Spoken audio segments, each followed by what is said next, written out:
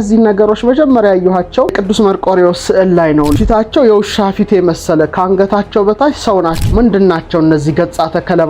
በሚቶሎጂ በአፈ ታሪክ በብዙ ሀገሮች አሉ። ከመሲሁ መምጣት በፊት እነዚህ ገጻተ ከለባት ወይም የውሻ ፊት ያላቸው ይመጣሉ። ገጻተ ከለባት የውሻ ፍንጫ ያላቸው ሰው በላ ካኒባል ሲሆኑ ስለ ገጸ ከልብ ወይም ገጻተ ከለባት የውሻ ፊት ስላላቸው ፍጡራን ያነሳሉ አሜሪካኖች።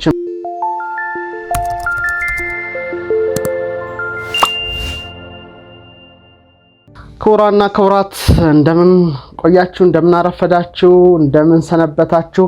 ወደ ዩቲዩብ ቻናሌ እንኳን በሰላም መጣችሁ። ክቡራና ክቡራት በያላችሁበት ሀገር ሰላማችሁ ይብዛ በማለት የዕለቱ መርሃ ግብሬን ጀምሬያለሁ። ክቡራን ተመልካቾቻችን ላይክ በማድረግ ሀሳብ አስተያየታችሁን በመስጠት የዚህ የዩቲዩብ ቻናሌ ደግሞ ቤተሰብ በመሆን ተሳትፏችሁ ይቀጥል በማለት የዕለቱ መርሃ ግብር ክቡራን ተመልካቾቻችን ይዤላችሁ ቀርቤያለሁ።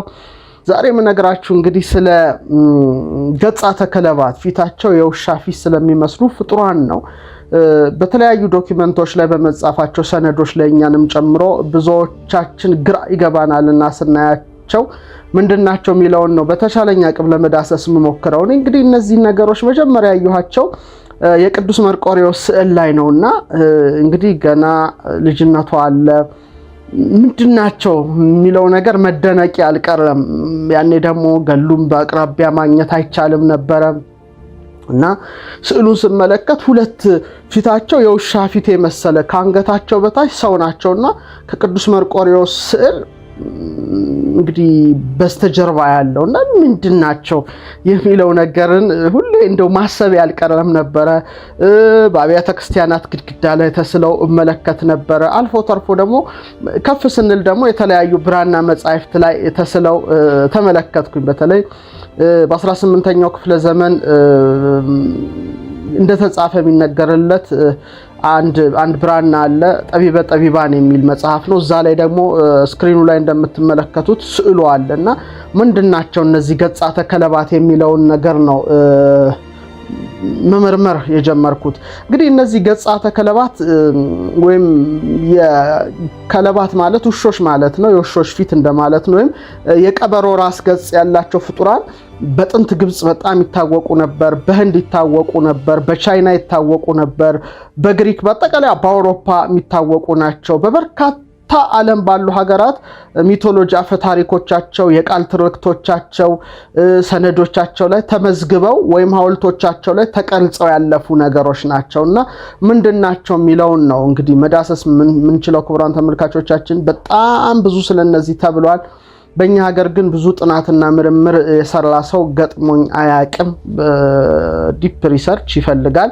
ነገር ግን እስቲ ወደፊት ለሚነሱ ተመራማሪዎች መነሻ እንዲሆናቸው አንዳንድ ሀሳቦችን በተለይ በኢትዮጵያ ዶክመንቱ ላይ ያለውን ላያገኙ ስለሚችሉ እነሱንም ማንሸራሸር ፈልጋለሁ። ክቡራን ተመልካቾቻችን በሚቶሎጂ በአፈ ታሪክ በብዙ ሀገሮች አሉ። ለምሳሌ ታልሙድ ላይ ራሱ እንግዲህ እስራኤላውያን ታልሙድ የጆቹ ታልሙድ ምን ይላሉ? ከመሲሁ መምጣት በፊት እነዚህ ገጻተ ከለባት ወይም የውሻ ፊት ያላቸው ይመጣሉ የሚል አላቸው። በተለይ ሶታ ላይ 49ኛው እና ሳንሄድሪን 97ኛው ላይ እንደዚህ የሚል ሐሳብ አላቸው። ይሄ እነሱ አፈ ታሪክ ነው። እንግዲህ ከምጽአት በፊት እነዚህ ነገሮች ይመጣሉ የሚል እነሱ አፈ ታሪክ አለ። በአፈ ታሪክ ደረጃ በቻይናውያንም እነዚህ ነገሮች አሉ። በጣም የተለመደ ነው። የፉቺ አፈ ታሪክ ስለ ገጻተ ከለባት ወይም ስለ ውሻ ፊት ስላላቸው ፍጡራን ይተነትላል። በፊንላንድ አፈ ታሪክ ደግሞ ፓልናኩጁኔ የሚባሉ ገጻተ ከለባት የውሻ ፍንጫ ያላቸው ሰው በላ ካኒባል ሲሆኑ ፍጡራን ያነሳሉ ፊንላንዳውያን። በእነሱም አፈ ታሪክ አለ። በአሜሪካም ጨምሮ አለ። በተለይ ስለ ገጸ ከልብ ወይም ገጻተ ከለባት የውሻ ፊት ስላላቸው ፍጡራን ያነሳሉ አሜሪካኖችም። ሚቺጋን ዶግማን የሚል የራሱ የሆነ ሚቶች አፈ ታሪኮች አሏቸው። ስኮትላንድም ስለነዚህ ፍጡራን የራሱ አፈ ታሪክ አላት። በተለይ ውልቨር ኦፍ ሽትላንድ የሚል የራሳቸው አፈ ታሪክ አላቸው። ሰርቢያም እንደዚሁ ፖስግላቭ ይሏቸዋል። በጣም በዚህ ላይ ሰፊ አፈ ታሪክ አላቸው። ተርኪም ራሱ ኢትፓርክ ብላ ስለነዚህ ፍጡራን ሰፊ የጥንት አፈ ታሪኮች አሏቸው። ስለዚህ በብዛኛው የዓለማችን ሀገራት በአፈ ታሪኮቻቸው ውስጥ እንደዚህ ገጻተ ከለባት የውሻ ፊት ያላቸው ፍጡራን ይነሳሉ ማለት ነው። በፊልም ደረጃ ብዙ ተመልክተናል። ለምሳሌ ዘመሚ ሪተርንስ ዘመሚ ያለ ብዙዎቻችሁ አይታችሁታል ብዬ አስባለሁ። እነዚህ የውሻ ፊት ወይም የቀበሮ ፊት ያላቸው ገጸ ባህሪያት በፊልሙ ላይ ደጋግመን የምናያቸው በተለይ ዘ ስኮርፒዮ ኪንግ የሚለው ላይ በጣም የሚገርም ሙቪ ነው። በተለይ ከግብጽ ጋር የተያያዘ ነገር ነው። እዛ ላይ አይተናል። ለምሳሌ በ1989 በሄንሪ ሶሆኖ የተሰራው ማርኬስ የተባለው ፊልም ላይም እንደዚሁ በተመሳሳይ መልኩ ስለነዚህ ገጻተ ከለባት ይዳስሳል። ስለዚህ በፊልም ደረጃ በጣም ብዙ አሉ። ዘ ካምፕ ኦፍ ብለድ ክሮኒክልን ያያችሁ ትኖራላችሁ። እነዚህ ሁሉ ላይ ገጻተ ከለባትን ማየት የተለመደ ነው። ስለዚህ ዓለማችን ፊልም እየሰራም ደግሞ በጣም ብዙ ሚሊዮን ዶላርን ያፍስበታል ማለት ነው። በሌጀንድ አለ፣ በፊልም ደረጃ አለ፣ በስነ ጽሁፍ በጣም ብዙ ነው። ወደኛ ነው በኋላ ላይ መግባት የምፈልገው። ለምሳሌ ዘሂሮስ ኦፍ ኦሊምፐስ የሚል ላይ አለ። ዶግማን በተሰኘው በተለይ በዳክ ፒሊኪ በጣም ተከታታይ መጽሐፍ ነው። እዛ ላይ ገጻተ ከለባት የውሻ ፊት ስላላቸው ብዙ ጽሁፍ አለ። ማውስ በተሰኘ ግራፊክስ ልቦለድ ውስጥ አለ። ትራያልስ ኦፍ አፖሎ በተለይ የአፖሎ ችሎቶች የሚል መጽሐፍ አለ። እዛ ላይም በስፋት ስለ ገጻተ ከለባት ሌላው ዓለም ጽፏል። ዘ ጎስት ራይደር የሚባል ኮሚክ መጽሐፍ አስቂኝ መጽሐፍ ላይ እዛ ላይ አለ።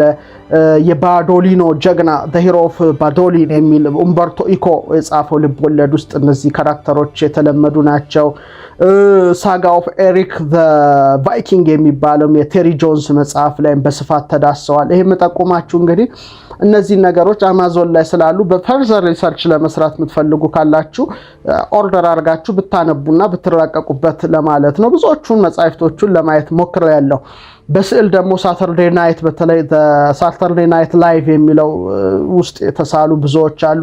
በጌም ውስጥ ታያዋቸዋላችሁ። ለምሳሌ ዘ ኤጅ ኦፍ ሚቶሎጂ የሚለው የቪዲዮ ጨዋታ በጥንታዊው በእነዚህ ላይ የተመሰረተ ነው። እዛ ላይ እነዚህ ገጻተ ከለባትን ማየት የተለመደ ነው። በፊልም አሉ፣ በአፈ ታሪክ አሉ፣ በልብ ወለድ አሉ፣ በጥንት ታሪክ ጸሐፍት አሉ፣ በብዙ ነገሮች በቃል ትርክት ደረጃ አሉና እነዚህ ነገሮች ምንድናቸው የሚለውን ነው እንግዲህ ክቡራን ተመልካቾቻችን ዛሬ ምዳስስላችሁ። እነዚህ የምታገኟቸውን በቅርብ የምታገኟቸው መጻሕፍት ስለሆነ ኦርደር አድርጋችሁ ብትፈልጉ ማንበብ ልብ ወለዱንም ፊልሙን ማየት ትችላላችሁ። የእናንተ ድርሻ ነው። ነገር ግን ዛሬ የምነግራችሁ በቀላሉ ልታገኛቸው ማትችሉትን ነገር ብዳስስላችሁ የተሻለ ሆኖ ይሰማኛል። ሐሳብ አስተያየታችሁን ላኩልን። ተምብስ አፕ ላይክ በማድረግ ሐሳብ አስተያየታችሁን በመስጠት ደግሞ ከቤተሰቦቻችሁ ጋር የምታዩ ካላችሁ ከመርሃ ግብሩ ፍጻሜ በኋላ ደግሞ በመወያየት ጭምር ማስፋት ትችላላችሁ። ይሄ ፍጻሜ አይደለም፣ ጥቆማ ነው እናንተ እንድታሰፉት። ፈረሱም ያው ሜዳውም ያው ብዬ ነው ማቀርብላችሁ። ክቡራን ተመልካቾቻችን እንግዲህ ገጻተ ከለባት መጀመሪያ ቃሉን መፍታት ይገባል ይመስለኛል። በግዕዝ እነዚህ ፍጡራን ምን ይባላሉ? ገጸ ከልብ ይባላሉ።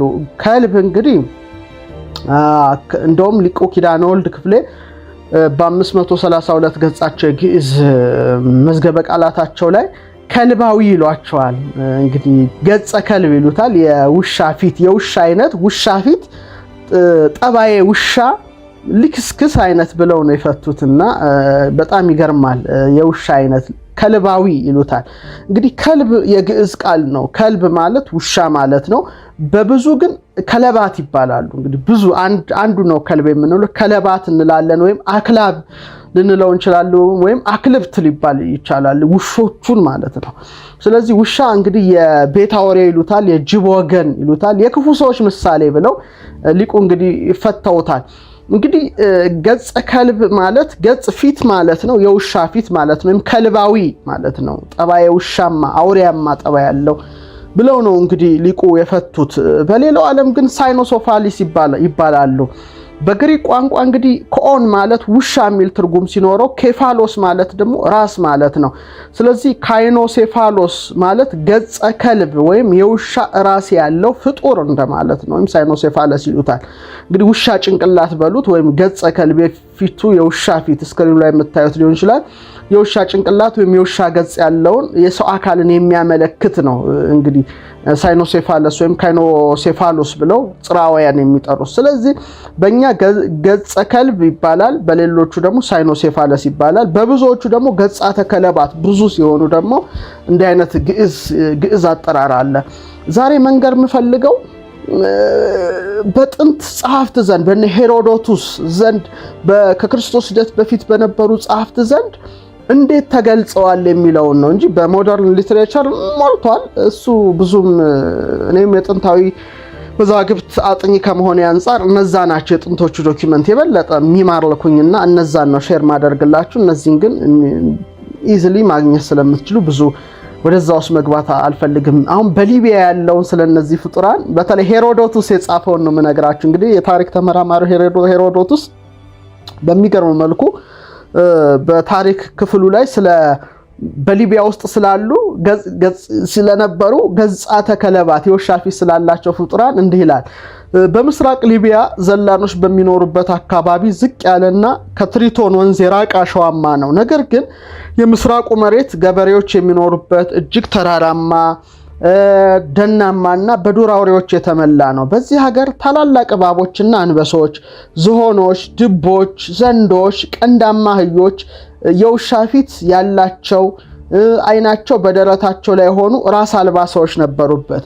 ሊቢያዎች እንደሚሉት የዱር ወንዶችና ሴቶች ባሻገር አፈ ታሪክ ያልሆኑ ሌሎች ፍጡራንም አሉ በማለት እንግዲህ ሄሮዶቱስ ያነሳል። ክቡራን ተመልካቾቻችን ስዕሉም ላይ እንደምትመለከቱት እነዚህ ፍጡራን አሉ ብሎ ነው እንግዲህ ሄሮዶቱስ ያነሳው ማለት ነው። በተለይ ቅድም የጠቀስኩላችሁን እነዚህ ገጻተ ከለባት የመሳሰሉ በጣም አስፈሪዎች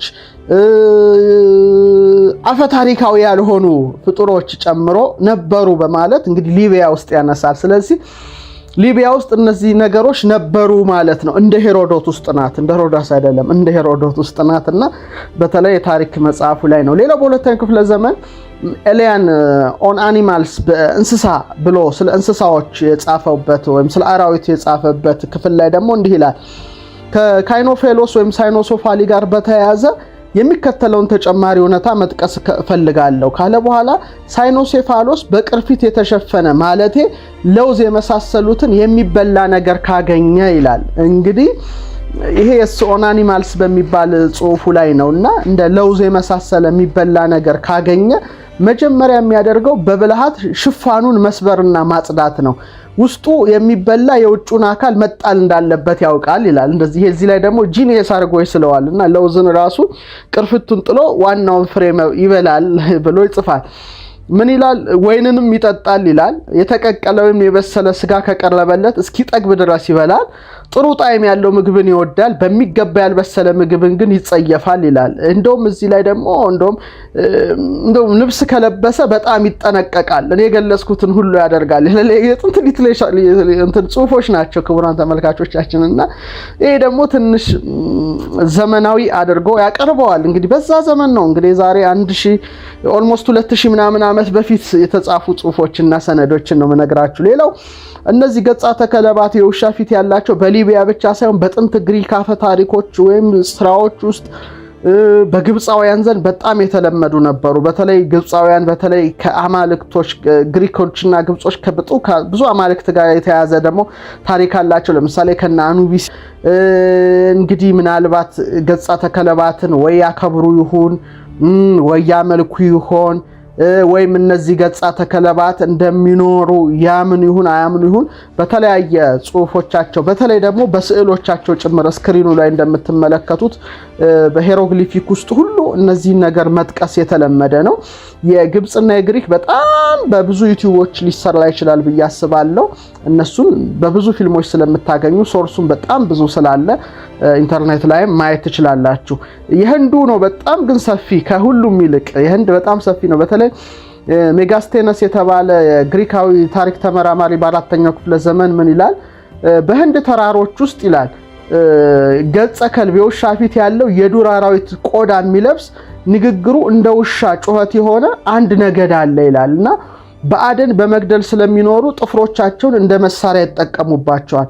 ቁጥራቸው 120,000 በላይ ነበር ይላል። እንግዲህ የታሪክ ጸሐፊ 120,000 እንደዚህ አይነት ገጽ የፊት የውሻ ፊት ያላቸው ለአደን ጥፍሮቻቸውን የሚጠቀሙ ከአንገታቸው በታች ሰው አይነት ቅርጽ ያላቸው ነበሩ በማለት እንግዲህ ሜጋስቲነስ የተባለ ግሪካዊ ታሪክ ተመራማሪ ነው የጠቀሰው። ይህም በጣም አስገራሚ ነው።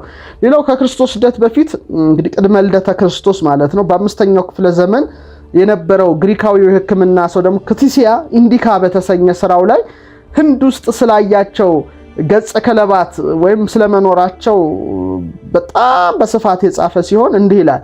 በእነዚህ የህንድ ተራሮች ላይ የአውሬ ቆዳ ልብስ የሆነላቸው የውሻ ፊት ያላቸው ሰዎች ይኖራሉ። ምንም አይነት ቋንቋ የላቸውም፣ ግና እንደ ውሻ በመጮህ እርስ በርሳቸው ይግባባሉ። ጥርሶቻቸው ከውሾች ይበልጣሉ። የውሾች አይነት ግን ረዘም ያለ ክብ የሆኑ ጥፍሮች አሏቸው። እንደ ኢንዶስ ወንዝ ድረስ ባሉ ተራሮች ላይ ይኖራሉ። ሁኔታቸውም እንዲህ ነው ለማለት ያስቸግራል። የሚዛመዷቸውን ሌሎቹን ህንዶች ይመስላሉ። የህንድ ቋንቋን መረዳት ይችላሉ፣ ነገር ግን በንግግር መመለስ አይችሉም። ምላሽ የሚሰጡት ልክ መስማት እንደተሳናቸው በመጮህ በእጆቻቸው በጣቶቻቸው ምልክት በመስጠት ነው። የምልክት ቋንቋ እንደማለቱ ነው። በህንዳውያን ዘንድ ካሊስትሪ፣ በግሪክ ደግሞ ሳይኖሶፋሊ ወይም ገጸ ከለባት ይባላሉ። ጥሬ ስጋ በመመገብ የሚኖሩ ሲሆኑ ቁጥራቸውም ያው ቅድም እንደጠቀስኩት ወደ 120,000 ያደርሳቸዋል ማለት ነው። ይሄ እንግዲህ በጣም አስገራሚ ነው። ክቡራን ተመልካቾቻችን እንደዚህ ታሪክ ተመራማሪ ጽሁፍ ነው እንግዲህ እያየን እየመዘንን ያለ ነው። እንግዲህ የመቀበሉ ያለ መቀበሉ ድርሻ የኛ ነው፣ ግን የተጻፈውን በአግባቡ ማስቀመጥ ይገባል። እንደውም ምን ይላል? በተራሮች ላይ የሚኖሩት ሳይኖሶፋሊ ምንም አይነት ንግድ አያከናውኑም፣ የሚተዳደሩት በአደን ነው ይላል። እንስሳ ሲገሉ በፀሐይ አብስለው ይመገባሉ ይላል። እንዲሁም በርካታ በጎችን፣ ፍየሎችንና አህዮችን የሚያረቡ ሲሆን የበግ ወተትና የበግ ወተት ይላል። እንግዲህ ምን አይነት እንደሆነ አላቅም፣ ወይም የደለቡ የላሞች ወተት ለማለት ይመስላል። እርጎ ይጠጣሉ። ጣፋጭ ስለሆነ አንበር ከተገኘ የሲፓቶካራ ወይም ሲፕታቾራ የሚባል ፍሬ ያለ እሱን ይበላሉ ይላል። ግሪኮች ደረቅ የወይን ፍሬዎች እንደሚጠብቁት እነሱም ፍሬውን ያደርቁትና በቅርጫት ውስጥ ያቆዩታል ይል ብሎ ይሄ ጸሐፊ ገልጻቸዋል። እንግዲህ አስገራሚ አገላለጽ ነው ክቡራን ተመልካቾች። እነዚህ እንግዲህ ከክርስቶስ ልደት በፊት የነበሩ ጽሁፎችን ነው እየዳሰስን የመጣ ነው። የሚቀጥልና በሚገባ ከጸዱ ሐምራዊ አበቦች ጋራ 260 መክሊት አንበሮች ከዚህ ፍሬ ጋር ባንድ አድርገው ያዘጋጃሉ። በየዓመቱ ወደ ህንድ ንጉስ የሚልኩት ተጨማሪ 1000 አንበሮች አድርገው ተመሳሳይ መጠን ካለው ሐምራዊ ቅልም ጋር ያዘጋጃሉ ይላልና ለንጉሱ ጭምር እንደሚልኩለት ነው የሚገልጸው።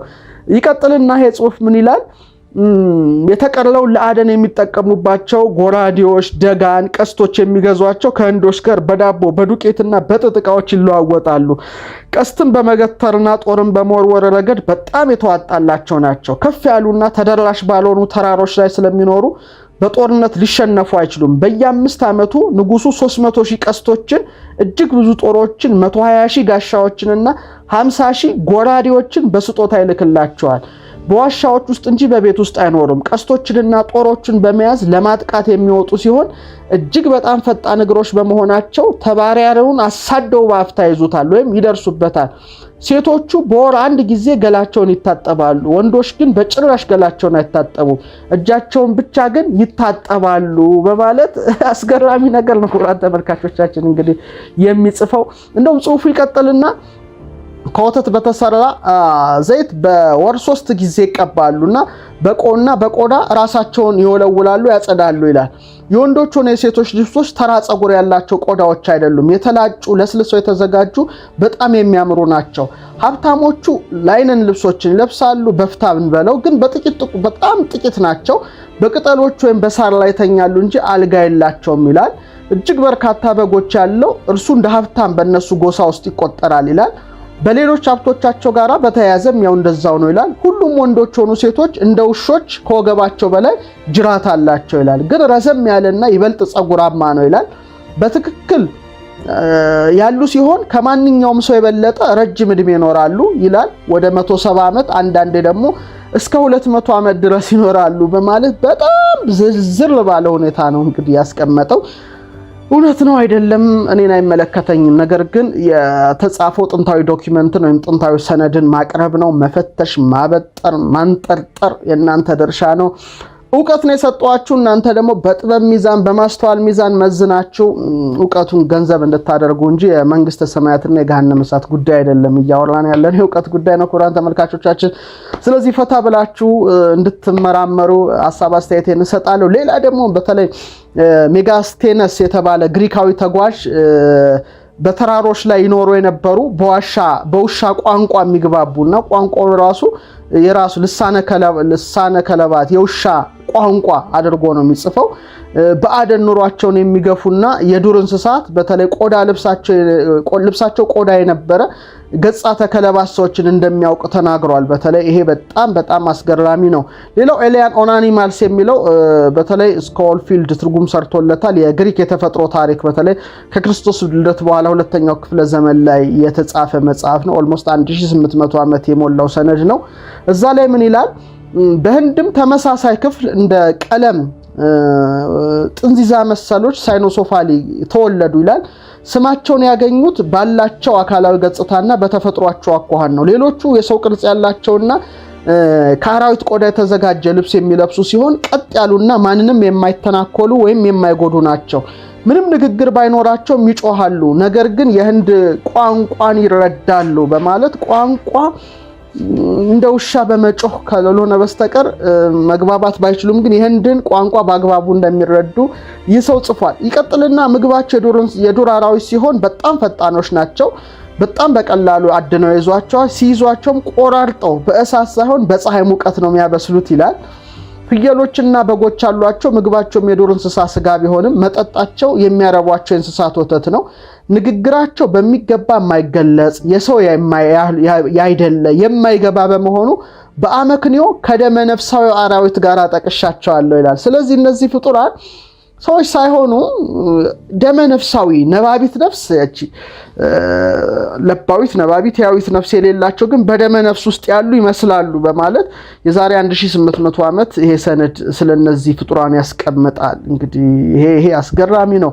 ሌላው በጣም ከሚያስገርመኝ ጽሑፍ የኢብን ባቱታ ነው። በጉዞ ላይ እንዳለ ህንድ ላይ አሁን ስለ ህንድ ነው ክቡራን ተመልካቾቻችን ዛሬ እያየን ያለነው። የሊቢያን አይተናል በሄሮዶቱስ። አሁን በህንዶች ላይ ደግሞ በጣም ብዙ ጻፍት እንደጻፉን ነው የሚያሳየው። ወደ ኢትዮጵያም ደግሞ መጣለ ክቡራን ተመልካቾቻችንና በህንድና ሱማትራ መካከል ባለች አንድ ደሴት ላይ የሚኖሩ በተለይ እነዚህ ደግሞ አፈከልብ የውሻ አፍ ያላቸው ሲሆን ምናልባት ጥርስን የመሳል ልማድ የነበራቸው ሰዎች ገጥመው ነበር ይላል። እንግዲህ ኢብን ባቱታ ነውና ጥርሳቸውን ይስላሉ። ሁለተኛ ብቻ ሳይሆን እነዚህ ደግሞ አፈከልብ አፋቸው ፊታቸው ሳይሆን አፋቸው ነው የውሻ አፍ የሚመስለው ብሎ ኢብን ባቱታ እንግዲህ ይገልጸዋል።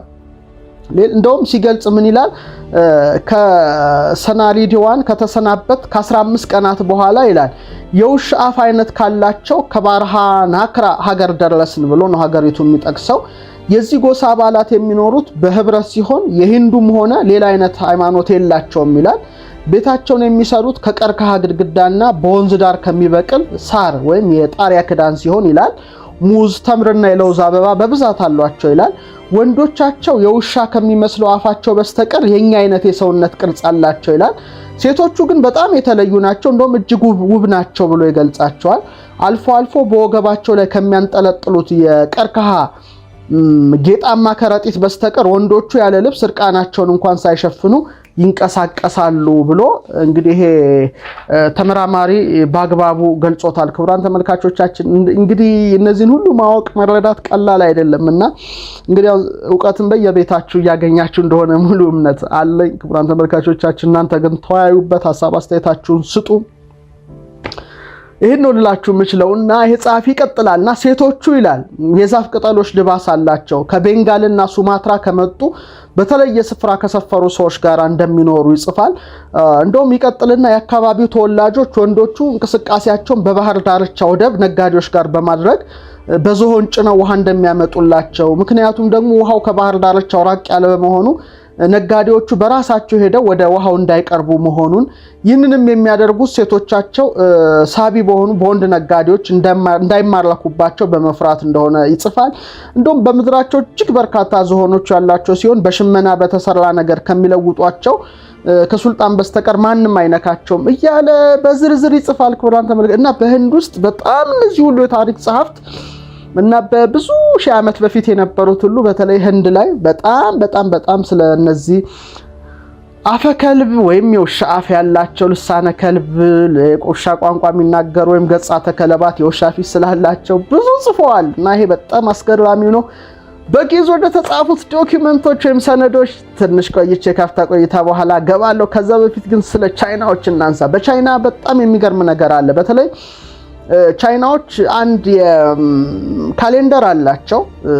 በተለይ በመካከለኛው እና ኤስተርን ኤዥያ ምስራቅ ኤዥያ የ12 ዓመት ዑደትን የያዘ የዘመን አቆጣጠር አለ። ይሄ ሳይክል አለ። ለምሳሌኛ አውደ ዕለት፣ አውደ ወር፣ አውደ ዓመት፣ አውደ አበክት፣ አውደ ፀሐይ፣ አውደ ማይተም፣ አውደ ቀመር እንደምንለው እነሱ ደግሞ የ12 ዓመት የያዘ አለ። እያንዳንዱ ዓመት በአንድ እንስሳ የተወከለ ነው። በአንድ እንስሳ ይወክሉታል እና ከ12ቱ ዓመታት ዑደት የ11ኛው ወኪሉ ምንድነው? ወይም በ11ኛው ዓመት ላይ ለውሻ ነው የሚሰጡት፣ ለከልብ ነው የሚሰጡት እና እነዚህ እንስሳ የሰው አካልና የእንስሳ ገጸ ከልብ ያላቸው ናቸው። ስለዚህ በነሱ የ12 ዓመት የዞዲያክ እንስሳ ገለጻ በ11ኛ ደረጃ ላይ የተወከለው ምንድነው ማለት ነው? የዶግ ነው፣ የውሻ ፊት እና የውሻ ዓመት ብለው ያስባሉና አይ ቲንክ ይሄ ሁሉ መሆኑ የገጸ ከልብ ጉዳይም በቻይና ውስጥ እስካሁን ድረስ አሁን ድረስ ይሄን ነገር ይጠቀሙበታል እና ይሄ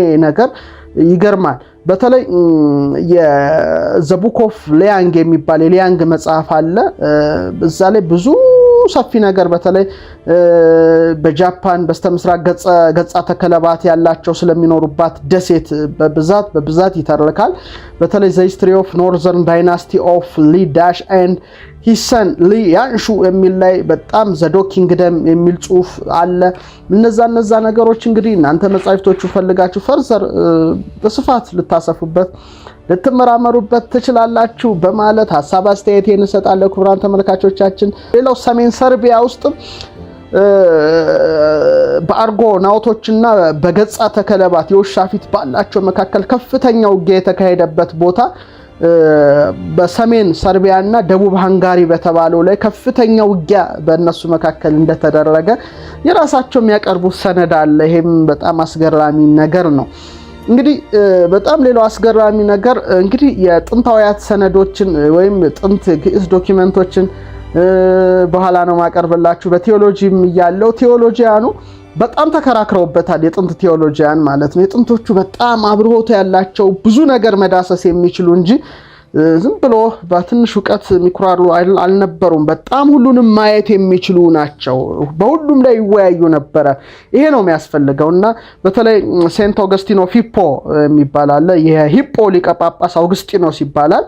ይሄ እንግዲህ ዘ ሲቲ ኦፍ ጎድ የሚል አንድ መጽሐፍ አለ። እግዚአብሔር ከተማ ብላችሁ መውሰድ ትችላላችሁ። እዛ ላይ ቁጥር 16 በተለይ ምዕራፍ 8 ቁጥር 16 ላይ ስለነዚህ ፍጡራን ያነሳል። ሁለት አይነት ምልከታ ነው የጻፈው።